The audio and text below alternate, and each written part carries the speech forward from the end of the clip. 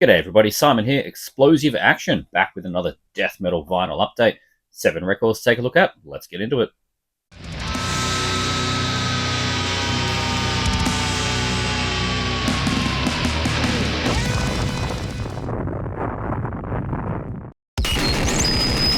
This episode of Explosive Action is brought to you by Blacksound Records. Blacksound Records is a record store located in Melbourne, Australia, specialising in underground metal, punk, noise, experimental and everything in between. Blacksound offers fast and free delivery options across Australia, New Zealand and the world. Explosive Action viewers can get 5% off their first order using the code EXPLOSIVE05 at checkout. And as is usual, this video went to channel members first. You get early access to videos such as these for 99 cents a month, maybe some exclusives in the future. So I'm a bit behind in doing regular record updates. I've done things left, right, and center, some stuff that might come across as record updates. The last one was, in that kind of vein, but in just regular, these kinds of updates, it's all kind of stacking up a bit behind me. And I'm a bit behind on things that have been, they might have come out a couple of months ago, and I've got things that are newer that I need to get to as well. So yeah, I'm not quite as on top of it as I was a little while ago. It's just busy, and I was sick and all that kind of stuff. But we have 7 records here of the death metal variety to take a look at. In the first one, Australia represent Grotesque Bliss. This is their self-titled demo put onto LP. Barely tell it's a demo, but I'll get into that. Pretty new, last year, maybe the year before, Aussie Death Doom band, completely in the style of the very first My Dying Bride EP and album. Bit of classic Cruciform, more Australia, a little bit of Disembowelment thrown into the mix. I mean, look at that cover. As soon as I saw this cover, I didn't know who the band were originally, but as soon as I saw the cover, I'm like, I know what that sounds like. Then I saw it was Australian. I'm like, oh man, I know exactly where we're going with this. And it is. It's absolutely fantastic. It is a 3-piece band consisting of Matthew Southcombe on drums, Bjorn from Temple Nightside and Grave Upheaval on bass and vocals, and Chris Burton of classic bands Cryptal Darkness and Paramecium on guitars. So a lot of good heritage in this band. I think we as in Australians are pretty good at this style of crushing death doom into funeral doom. Grotesque Bliss, no different. As I said at the start, this is very much in that sort of thrash of naked limbs, early era My Dying Bride. It's slow or it's slower, big drawn out riffs, methodical kind of sluggish drums. Turn around to the back there. Again, just look at this, just graveyards and things. Oh man. It's, we'll have like a modern kind of a modicum of pace at times, but will then I don't want to say very quickly, but it will eventually just slow down and you get that wonderful sort of pitter-patter double bass, that kind of thing that you get with a really slow sort of death doom with the chuggier riffs behind it, just dun, dun, dun. Oh, it's so tasty. Really, really good. The production is on point, completely on point for something like this. As I said, it's supposedly a demo. Came out on tape originally, but you could have just told me this was the first album. I mean, there's like 7 tracks here. One of them's a cover. You could have just told me it was the first album. Yeah, it's very, very well done for a demo. Big analog sound. Like the guitar tone is monstrous. There's only one credited guitarist, but there's definitely layering in the recording. So yeah, that's really full sound that comes along with that. Very guttural, breathy kind of vocals. It's just a really well constructed release by local seasoned musicians that have obviously lived and breathed this kind of stuff. I like Chris Burton at Paramecium goes back to 1990 or something, 91. Yeah, so just living and breathing this style of death doom. On this LP edition from Iron Bonehead, we have a new bonus track, which is I Am the Bloody Earth, a cover of My Dying Bride. And if that doesn't say everything you need to know about what the rest of this sounds like, then I don't know what to tell you. It fits in seamlessly as well with the other tracks. It's the final track here on the end. Just fits in wonderfully. So good. Yeah, Grotesque Bliss, self-titled demo. If this is what you're going to do on a demo, then I I just can't wait for a proper full length. There you go. Doom, Death, little booklet here. Great layout. Look at that. Know exactly what you're getting, right? And of course, all of this wonderful blackness, it comes on black. Just, what would you expect? Grotesque Bliss. That name even sounds like that early death metal sound when you start doing doom with it, like early My Dying Bride. So yeah, check it out. Grotesque Bliss, self-titled demo. Amazing.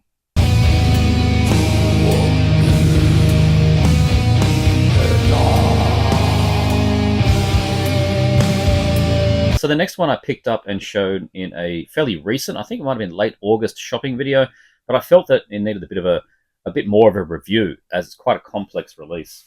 So I am again going to be talking about Convulsing with Perdurance. And I just like supporting Australian bands. I mean, 2 in a row. What can you say? Convulsing is a one-man project by Brendan Sloan. He is also the vocalist and bassist of the rebooted Alters, doing amazing work with that band now. And as well, he did vocals on the debut Cosmic Putrefaction album. Not on subsequent ones, I don't think, but on the first one. He's very, very creative, and he knows how to craft intricate, complex, shape-shifting death metal. I mean, this is the kind of thing that you expect to hear on like Voidhanger or Avantgarde, which is exactly where Perdurance has ended up. In collaboration with Total Dissonance, we are also on Avantgarde. So yeah, bit of an upgrade there. That's exactly where these guys should be. Well, this guy should be going with Convulsing. It's the most obvious bands I would, if you've never heard Convulsing, I'd say I'd compare to obviously your Ulcerate and your Suffering Hour, probably more your Suffering Hour, but I don't think they're super accurate comparisons. Ulcerate have become far more dissonant in recent years, which is not so much the case here. This is pretty clean, really. Suffering Hour are very suffocating, but Convulsing is sharp with a high gain in modern sounding guitars. It does pull in elements from those bands, but some elements also from Gorguts, obviously Mitochondrion. You get all this kind of stuff, and you are getting somewhere to where Convulsing is, but I think they really play to the beat of their own drum. I find his music the most refreshing of all those bands that I've mentioned. It's it's very complex, like I was saying, but it's still pretty listenable and accessible. I find bands like the last Mitochondrion album was very difficult for me to digest. Ulcerate, their last couple similar. It's just getting so dissonant. But and Gorguts, maybe they've kind of taken a step back. I mean, they sort of pinnacled at craziness with Obscura and then found their new way. I'd say it's their new way. The last few Coloured Sands and that kind of stuff is really closer to Convulsing. But really, like I said, Convulsing does their own thing here. It's, like I said, complex but listenable, and just honestly, it's quite sublime listening experience with a lot of different movements. Flip over here. I love the, very handwritten, very organic feel that this thing's got. Even though I said it's got very modern sounding production and guitars. I mean, just look at it. It's like I don't know, written like poetry or something. The opening of side B's single song, because there's 4 sides on this 2 LP. Side B's single song Inner Oceans takes up the whole side. That sounds like lounge jazz or something. But then the crushing instrumentation comes in. Brendan is a strong drummer, as he is bassist, guitarist, and vocalist, and he just knows how to compose great tracks like that one. And he loves putting in surprises. A song will find its natural pattern, like Inner Oceans, playing like a heavier track from sort of Opeth's Deliverance, at the start, then dropping in these sharp sort of, let's say, like Meshuggah kind of junt, that kind of thing.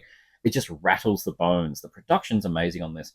And then it haunts with dark soundscapes that close out that track. It's probably my favorite on the album. Side D's single track, Endurance, the final track on there, starts comparatively stripped back, like sort of almost like a dissonant post-metal track. That is until that aggression just builds and the double bass arrives, drops to a funeral doom, crushing, pounding, sluggish, just so good.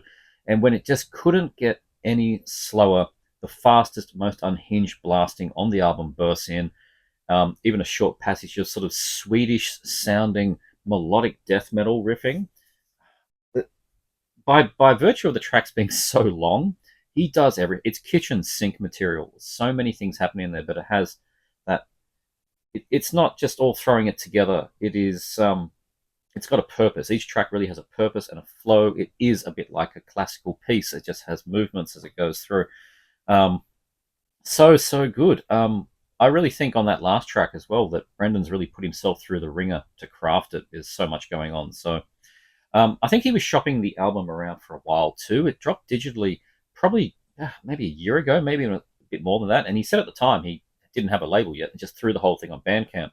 I did my very best to not listen. I was waiting for something physical. I've got all the previous ones on LP, and I thought I'll just wait. I'll wait for something. It'll happen at some point, and it did. 2 LP set plays at an unlisted 45 RPM, so there's one for new players. This is a 45 RPM. Again, that helps it sound so bright, so good. So keep that in mind when the needle drops. It's 45, the presentation. We'll get into that. The very arty cover, and the back here is just continued when we get into it. With that more handwritten, and just says there, "We are connected. Make your art." So good, very heavy physically. LP1. There was 2 variants, I think. This one I got was the black and white sort of splatter, and there was another one that was clear, milky clear, I think. Other LP's the same, but what you have in here as well is very impressive. Big book, Perturance, and more of that nice handwriting, sort of script. Such a nice, clean, deceptively basic presentation. I think it's great. Suits it well.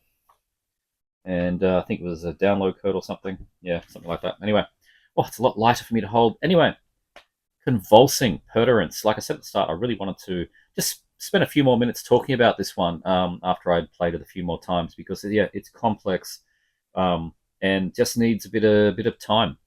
I think Convulsing's music is both, like I said, instantaneous because it's just so well written, but just keep going with it and you just unpack more and more and more. Great album here from Brendan, Convulsing with Perturance.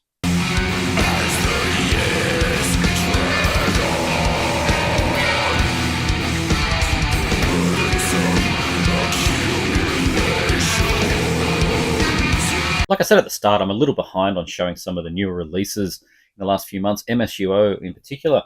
I've had this one for probably about 6 weeks at this point. This is Filth with Time to Rot. And it's one of the best debut albums of the year. This is the epitome of Mark G with a C death metal. Filthy and horrible. It is a band called Filth, so why would you expect anything but that? It is, yeah. Let's get into this. It's coming from Gothenburg, but devoid entirely of that 90s Gothenburg melodic sound. If anything, Filth to me sounds Finnish. Down-tuned, churning guitar tone. I hear like that very early Amorphous and Convulse. There's a very brilliant moment on the 3rd track, Flesh Dress. It's just such a great title, where the ending of it has a little bit of Amorphous's Black Embrace. I smiled when I heard that come in. I'm like, I know that. I've heard that before. That worked out very well on that track. There's a repeated tremolo high up the fretboard with this gothic chant underneath it as well, which has got that, that really early 90s, like 1991, 92, sort of that occult OSDM, like First, Second Hypocrisy, that kind of thing. They're a 3-piece band, Per, Sebastian, and Ismail, I think is how you say the names. And I'm pretty sure it's their first band. I can't find anything else from these guys. They just come out of nowhere with this thing called Filth. It's 6 reasonably lengthy tracks, 3 tracks per side. Clocks in at 29 minutes. It's just filthy death metal. There's no blistering speed in it. Even when they do try to run fast, it's more like they're jogging through a swampy marsh, splashing mud everywhere as they go. It's not, a clean bolt or anything like that. There's a track, Live in Agony, Die in Pain. That's probably the fastest track on here. And it's that kind of speed where it feels like, the wheels are coming off, but in the best possible way, just that 10% past where they, naturally feel like they should be playing. It just takes it that bit further, and yeah, bumpy ride, but a very enjoyable one. Everything's so down tuned and heavy. The faster they go, the mushier it gets, and it's just great. So, I mean, there's not much else to say about it. When a band's called Filth, I can't talk about as much as I can. Something like Convulsing, right? There's the band. That just death metal, pure death metal, inverted cross shirt. I mean, Jesus. But a grotesque, yeah, grotesque shirt. There you go. Credits. Or I love the font used here, or again, it's probably just handwritten scribble for the lyrics. Wonderful little piece of artwork there. C.H. Lawrence quote, why not? And had a hype sticker on the cover because the cover has no logo. I just transported it there. That's the Filth logo on black. MSUO, probably some extra colors and things, but I was happy with that. And yeah, there you go. Filth. Filth. Time to Rot. You should find time to rot with this one from Filth.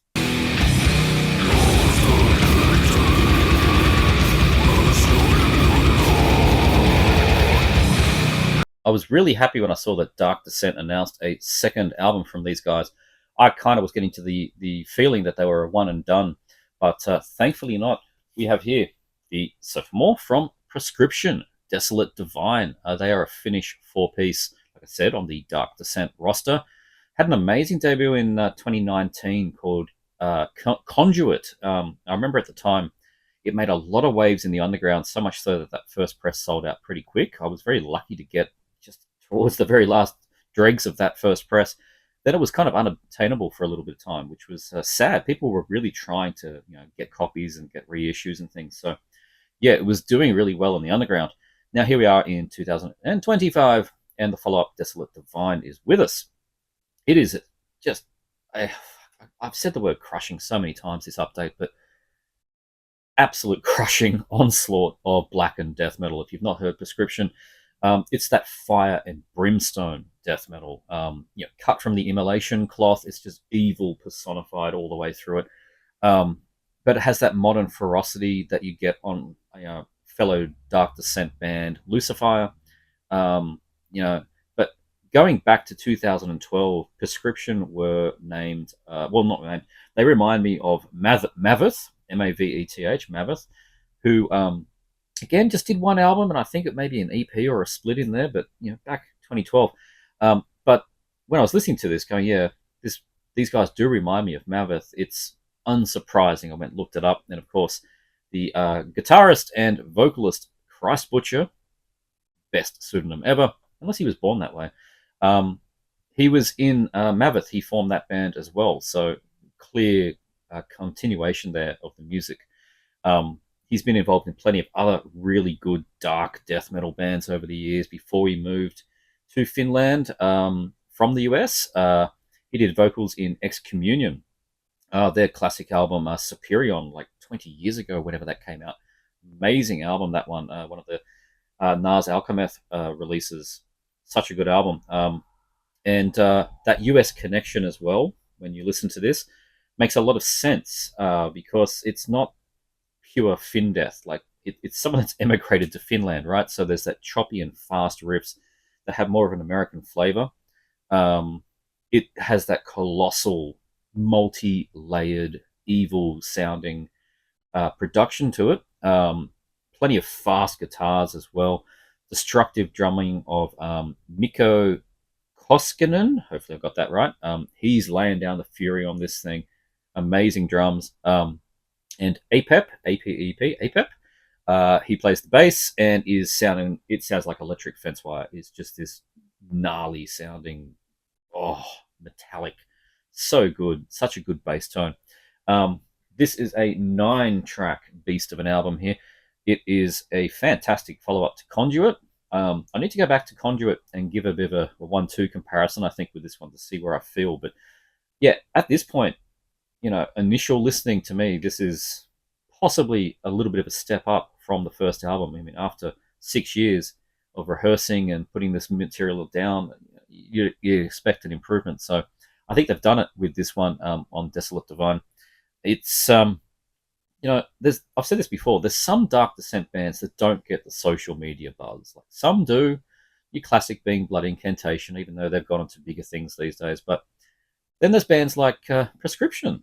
Um, you know, they get a little bit of waves, but they don't get the big, everyone's clamoring for it kind of thing, which is a shame. And hopefully this time around with Desolate Divine, they'll get a bit bigger move. I think it was good that with Conduit that the underground picked it up, and as I said, the first press sold out, but it just still feels to me like it's one of those bands that should just get an extra notch up there. So hopefully we'll see something like that. It is, like I said, 9 tracks, absolute beast, and their releases are out there if you want to get them, and I think you should make the effort to pick up stuff from Proscription. Absolutely check it out. Great artwork too. Take a look in here. I don't want to say bestial because it's not really into that. It's just fury. It's that fire and brimstone, like I said. Nice booklet here. Great stuff. Look at that. Go. Spikes. Yeah. Great looking thing. There's your eye. And one was on black. Yep, just on black. Again, might be some other colors. Not too sure. Proscription. Desolate Divine. Don't know if it's going to be a sleeper hit. Hopefully it will be a proper hit. We will see. Check it out. Proscription.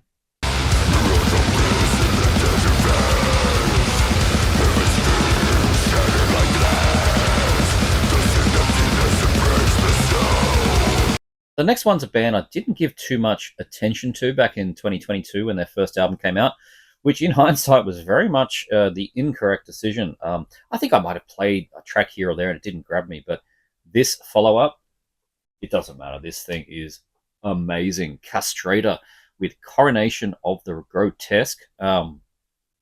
So good. I think I assumed that Castrator were going to be like another Crypta, and Crypta don't do anything for me. It's I've tried, they're just not very interesting. But yeah, how wrong I was, particularly with this follow up here. So Coronation of the Grotesque is just an absolute old school death metal album. I mean, you should be able to tell from that cover artwork, but particularly the logo, and I'll talk about that a little bit because I find it amazing.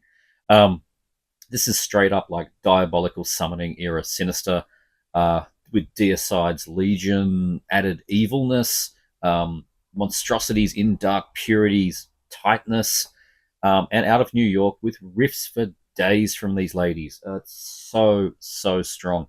So with the band, we have bassist Robin, who has been with the death homage band Gruesome since they started, I think.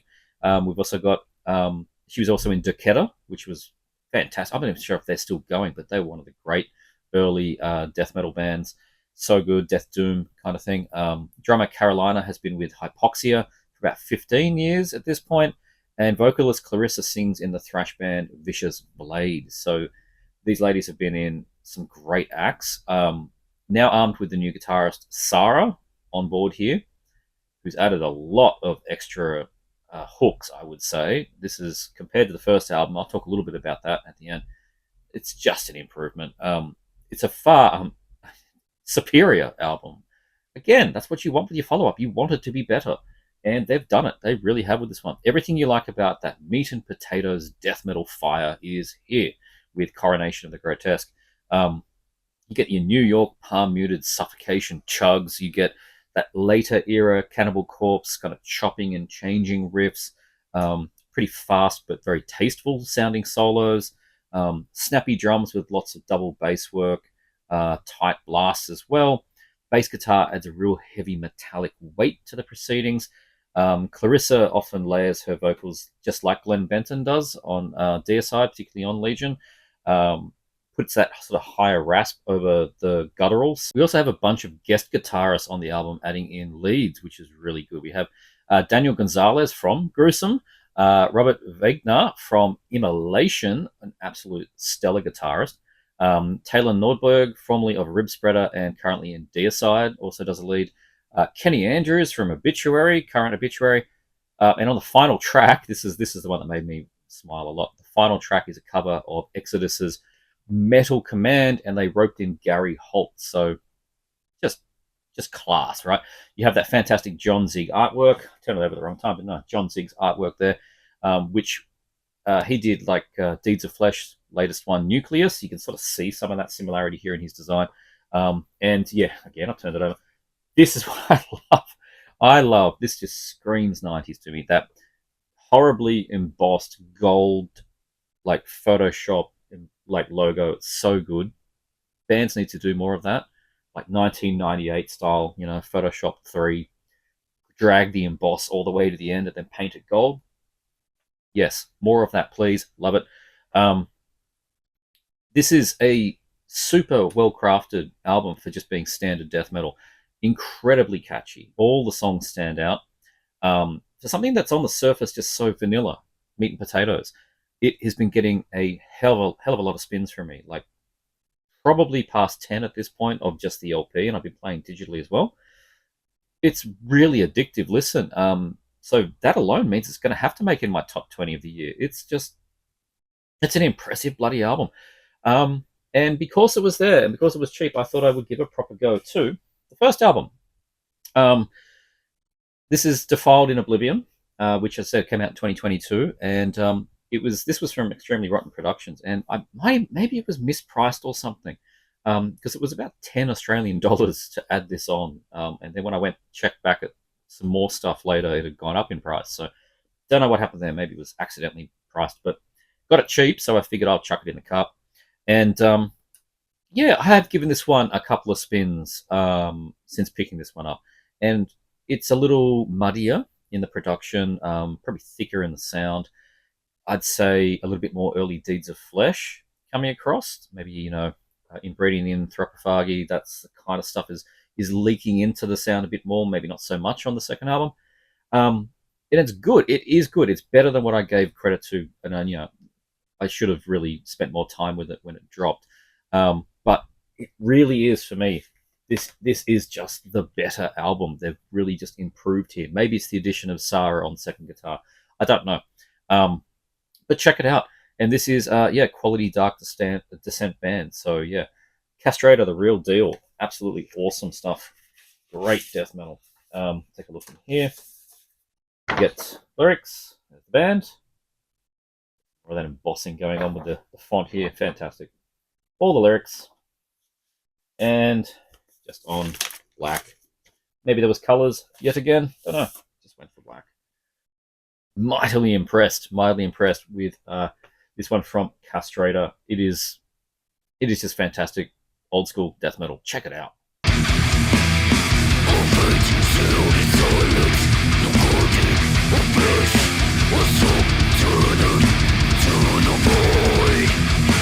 And lastly, we have the debut full length from the Floridian band, Plasmodulated, with probably one of the best covers and absolutely the best album title of the year. This is An Ocean of Putrid, Stinky, Vile, Disgusting Hell. And of is spelt with a V, and that is the cover. Soak it in. It's amazing. I got wind of this band from Melanie Loves Death Metal. She showed, I probably think, the tape or the CD. I don't think it was the LP at the time. And I thought, I have to check this one out. Her description, the title, the cover, got to check this out. This has been goddamn rocking my socks. Hilarious album title and the cover aside. Great cover artwork here from Gruesome Graphics, but this is some nasty, but full of punch sci-fi death metal. It's got that techie side where it needs to be, way more than you'd expect when you hear a name, title, and cover like this. But then it's got plenty of just straight up knuckle dragging death metal as well. A lot of chop and changes to keep you on your toes. The giant reverb vocals that they manage to have some good enunciation to them. Jagged riffs and drum patterns that go from Starspawn era Blood Incantation and Universally Estranged into like the vomiting up sound of something like Corpus Awful out on 20 bucks spin, right? It's a great mix for modern death metal. Like I said, it thinks forward where it needs to and it just gets on with it when it has to. So I'm here for this completely. What a great combination. There's the back. Even looks like sort of universally estranged kind of back artwork here. Most tracks are separated by sort of a sci-fi ambience. Some more strange than others, sort of synth or just weird soundscapes and kind of thing. Gives it a good, whole. It wraps the whole thing together. Nice feel, that sci-fi feel to it. Again, universally estranged do that kind of thing. The highlight for me is the two-part entering the gastral realm. I love how they mix sci-fi with like digestive juices. It's wonderful. Part 1, parasitic mutant from beyond, and part 2, ingurgitation simulation. It's so good. It's particularly the second part of that has got like this meandering opening, goes into a faster D beat, then this off-kilter collection of riffs. So good. It then decays into this just outright blast fest. It's just a great sounding thing. Then it follows that up with like the slowest death doom, has an elegant lead over it, kind of reminded me like Jade, just all over the map, and that's in one song. So good. Extra mention to some of the other excellent song titles we have on here as well. As you can see, Such Rapid Spacellation, Drowning in Sputum, and my absolute favorite, where is it? The Final Fuckening. I just love it. It's so good.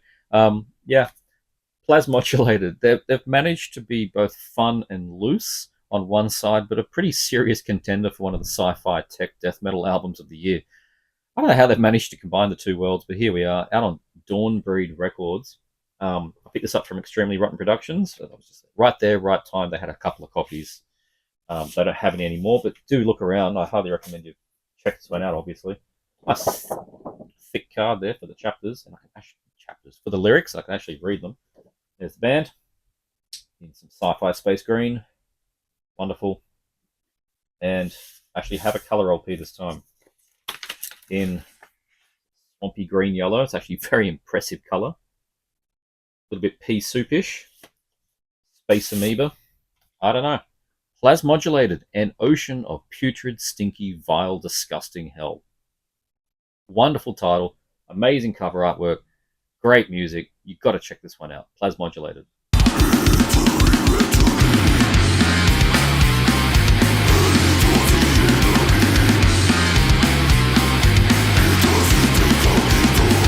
And that's all for this death metal vinyl update. We've got through a bunch there. You can see there's a heap more behind me to get to. Yeah, we'll have to get to them at some point soon because death metal just keeps on deathing, and I've got more in the post because you just can't stop. Hope you enjoyed this video. If you did, please like, subscribe, consider joining the channel. 99 cents a month. Check out this guy. Check out this guy.